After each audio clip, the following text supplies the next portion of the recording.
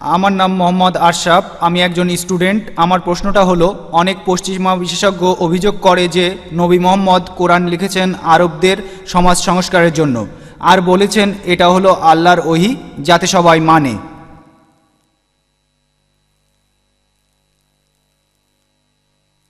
ভাই, আপনি প্রশ্ন করলেন আর আমি আপনার সঙ্গে একমত যে কিছু পশ্চিমা বিশেষজ্ঞ তারা বলেছেন যে আমাদের নবীজি মুহাম্মদ সাল্লাল্লাহু আলাইহি সাল্লাম তিনি মিথ্যে বলেছেন, নাউজুবিল্লাহ, আর বলেছেন যে কোরআন আল্লাহর ওহী যাতে করে সংস্কার করতে পারেন আরবদের। আমি এটা মানি যে পবিত্র কোরআনের কথা আর নবীজি মুহাম্মদ সাল্লাল্লাহু আলাইহি সাল্লামের অভিপ্রায় শুধু আরবদের সংস্কার করা নয়, পবিত্র কোরআন আর নবীজি মুহাম্মদ সাল্লাল্লাহু আলাইহি সাল্লাম চেয়েছেন পুরো মানুষ জাতির সংস্কার করতে, শুধু আরবদের না। যদি আপনি বলেন, আমরা অভিযোগটা ভালো করে দেখি, যদি নবীজি চাইতেন শুধুমাত্র আরবদের উন্নতি, তাহলে কেন একজন লোক অসৎ উপায়ে তাদেরকে সৎ বানাতে চাইবে? চিন্তা করেন, আপনি সবাইকে ভালো মানুষ বানাতে চাইছেন আর আপনিই শুরু করেছেন মিথ্যে কথা দিয়ে। এই কাজগুলো তারাই করতে পারে যারা আসলেই ভণ্ড, যারা টাকার জন্য করে, সবার সামনে বলে পৃথিবীর সংস্কার করতে চায় কিন্তু মনে মনে অন্য ফন্দি আটে। এ কথা আগেই প্রমাণ করেছি যে নবীজি টাকার জন্য এসব করেননি। তাহলে যদি চূড়ান্ত লক্ষ্য থাকে সত্যি, মাধ্যমটাও সত্যি হতে হবে।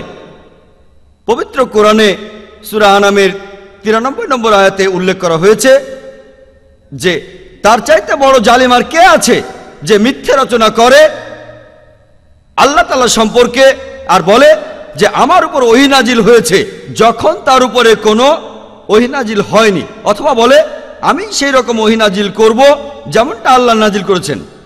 যদি নবীজি মিথ্যে কথা বলতেন তাহলে নিজের বইতে কখনো লিখতেন না যে মিথ্যে যে বলে সে একজন জালিম। তার জীবনের কোনো এক সময়ে হয়তো এই ব্যাপারটা ফাঁস হয়ে যেত, তাহলে তখন নবীজিকেই বলা হতো একজন জালিম। এরপর কোরআনে সেই জালিমের শাস্তির কথা আছে। পবিত্র কোরআনে সূরা আল হাক্কার 44 থেকে 47 আয়াতে উল্লেখ করা হয়েছে যে যদি নবী মুহাম্মদ আমার নামে কিছু লিখে চালানোর চেষ্টা করত আল্লাহ সুবহানাহু ওয়া তাআলার নামে, আমি অবশ্যই তার ডান হাত ধরে ফেলতাম। আমি তখন তার ডান হাত ধরতাম এবং তার জীবন ধমনী কেটে ফেলতাম।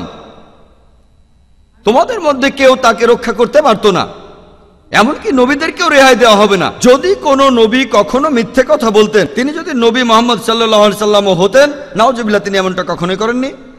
এমনকি যদি কোনো নবীও মিথ্যে বলতেন, কোরআন বলছে তার হৃৎপিণ্ডের ধমনী কেটে ফেলা হবে। যদি নবীজি মুহাম্মদ সাল্লাল্লাহু আলাইহি সাল্লাম মিথ্যে বলতেন তাহলে কোনো এক সময় সেটা ধরা পড়ে যেত, তখন তার দেয়া আদেশ অনুযায়ী অন্যরা তাকে মেরে ফেলত। এছাড়াও এমন শাস্তির কথা সূরা শুরার 24 নম্বর আয়াতে উল্লেখ করা হয়েছে। এছাড়াও সূরা নাহলের 105 নম্বর আয়াতে উল্লেখ করা হয়েছে। এছাড়া এমন ঘটনাও আছে যেখানে কোরআন নবীজির ভুল শুধরে দিয়েছে। যদি নবীজি কোরআন লিখতেন সমাজ সংস্কারের জন্য, নাউজুবিল্লাহ, তাহলে তিনি নিশ্চয়ই সেগুলোর কথা লিখতেন না, তার নিজের কিছু কাজ যেগুলো আল্লাহ পছন্দ করেননি। উদাহরণস্বরূপ এরকম একটা আয়াত আছে পবিত্র কোরআনের সূরা আবাসায় 80 নম্বর সূরা। বলা হয়েছে যে হে নবী, যখন অন্ধলোক কাছে আসলো সে কিছু বলতে চাইল, তুমি কেমন করে জানবে সে হয়তো এভাবে পরিশুদ্ধ হতো বা উপদেশ গ্রহণ করত। এই সূরাটা নাজিল হয় যখন একজন অন্ধ লোক যার নাম আব্দুল্লাহ ইবনে উম্মি মাকতুম নবীজির কাছে আসলো। তিনি যখন আলোচনা করছেন মক্কার পৌত্তলিকদের সাথে, মুশরিকদের সাথে, আর নবীজি এজন্য বিরক্তি প্রকাশ করলেন, কারণ তিনি অমুসলিম নেতার সাথে কথা বলছেন। তখন কোন এক অন্ধ মুসলিম বিরক্ত করবে। এখানে নবীজি বাদে অন্য কেউ থাকলে, হোক ভালো বা খারাপ, কেউ কোনো অভিযোগ করত না। কিন্তু আমাদের নবীজি, তার চরিত্র ছিল খুবই মহান, খুবই উন্নত ছিল। তার হৃদয় সব সময় গরিব দুঃখীদের জন্য কাঁদত। তার জন্য একটা ওহী নাজিল হলো। এরপর যখনই নবীজির সাথে সেই লোকের দেখা হতো, নবীজি তাকে ধন্যবাদ দিতেন যে আপনার জন্য আল্লাহ সুবহানাহু ওয়া তাআলা আমাকে মনে করেছেন। এভাবে অনেক জায়গায় নবীজিকে শুধরে দেওয়া হয়েছে। যেমন সূরা তাহরিমের 1 নম্বর আয়াতে উল্লেখ করা হয়েছে, সূরা নাহলের 126 নম্বর আয়াতে উল্লেখ করা হয়েছে, সূরা আনফালের 67 নম্বর আয়াতে উল্লেখ করা হয়েছে, সূরা তাওবার 84 নম্বর আয়াতে উল্লেখ করা হয়েছে। অনেক জায়গায় যদি নবীজি পবিত্র কোরআন লিখতেন সংস্কারের জন্য, তাহলে তিনি কোরআনে এইসব কথা লিখতেন না। আশা করি উত্তরটা পেয়েছেন।